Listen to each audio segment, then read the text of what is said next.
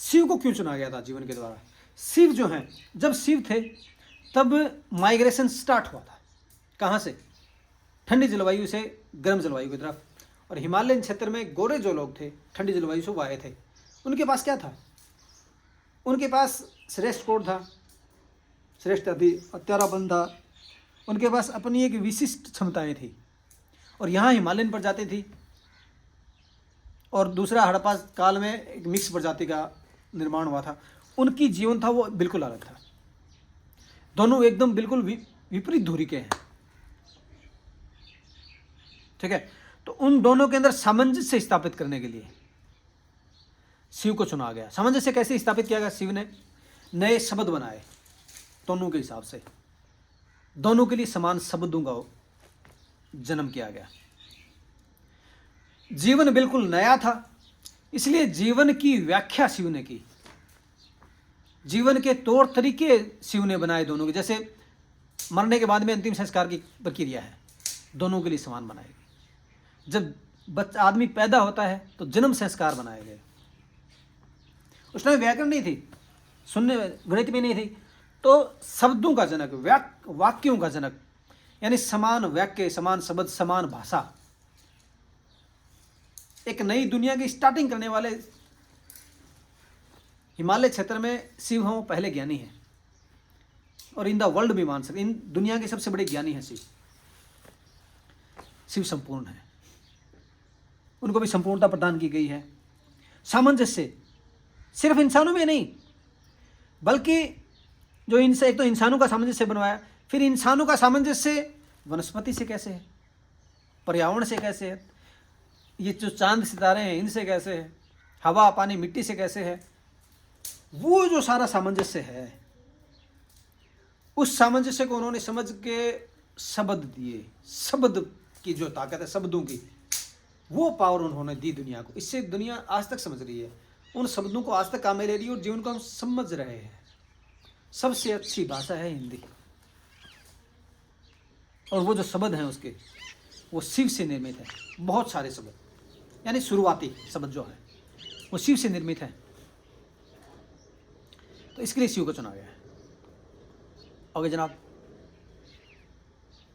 मैंने कैसे समझा?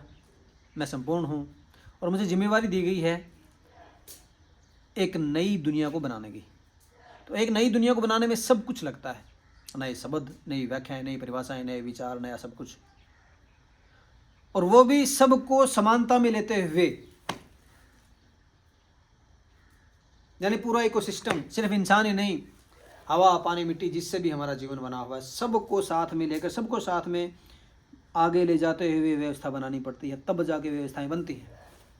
तो मैं संपूर्ण हूँ, जो भी संपूर्ण इंसान होता है उसके अंदर संपूर्ण कोड होता है, और वो जल्दी समझ जाता है कि हमारा जीवन किससे चलता है। जब वो खुद के ऊपर सवाल उठाता है ना कि आखिर हम हैं कौन, हम कहाँ से चलते हैं, हम क्या हैं, तो वो जल्दी समझ जाता है कि हम कैसे क्या है।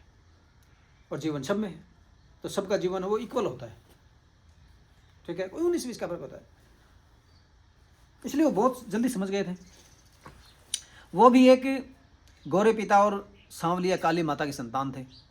उनकी जो हाइट वगैरह है वो क्या थे, देखिए, शिव संपूर्ण है और उनको सर्व ताकतवर भी चुना गया है, क्योंकि उस टाइम हमला करके मारने का वो खतरा था। तो वो तकरीबन 6.5 या 7 फुट के रहे होंगे, एकदम ज़बरदस्त हाइट, काला रंग, और एकदम मतलब कि गठिला शरीर, यानी एक मुक्के से डेढ़ शेर को भी मार दे। दिल बड़ा मजबूत, खूबसूरत चेहरा, ये हट्टे कट्टे, और उनके पास भाला, स्पेशली वो भाला भी शायद 20-30 किलो का होगा।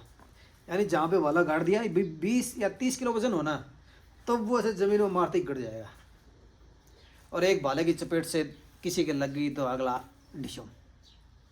इसलिए शिव को सब मानते हैं कि शिव हैं। अब देखिए, शिव हैं, हम राम भी क्या है, वर्तमान में आते हैं, तो वहाँ पे क्या व्याकरण नहीं है, तो सब कुछ जो बोली चाली है वो है में, वर्तमान में है, जो जैसे है वही सब, वही उसी के हिसाब से शब्द हैं, वाक्य हैं। इसलिए हमें क्या प्रतीत होता है, शिव है, राम है, वहाँ पे है का प्रयोग है, वर्तमान काल का प्रयोग है, यानी जैसे वो जी रहे थे उसी के आधार पर शब्दों का प्रयोग है, इसलिए वो वर्तमान काल में है। ऐसा नहीं है कि शिव है और राम हो वो आज भी हैं, वो है नहीं, लेकिन वो व्याकरण नहीं होने के कारण से वो एक भ्रम है, वो है। और ये भ्रम अच्छा है, ये भ्रम बहुत अच्छा है, जीवन के लिए बहुत अच्छा भ्रम है, क्योंकि जो सच्चाई है आज जीवन की वो बड़ी खराब है। आज जीवन की सच्चाई बहुत खराब है। हर खाने में जहर है, हवा में जहर है, पानी में जहर है, हर इंसान में जहर हो गया है। श्रेष्ठ कोड के कारण से हर इंसान टूट गया है, सच्चाई सारी खराब हो गई। तो इसलिए जो भ्रम है वो बहुत अच्छा है। और वो भ्रम किसका है? शिव का, राम का। बम बम भोले, जय श्री राम, जय श्री राम। ये भ्रम बहुत अच्छे हैं। हमारा जीवन भ्रम ही तो है, जन्म जीवन और मृत्यु का। इससे ज़्यादा क्या है?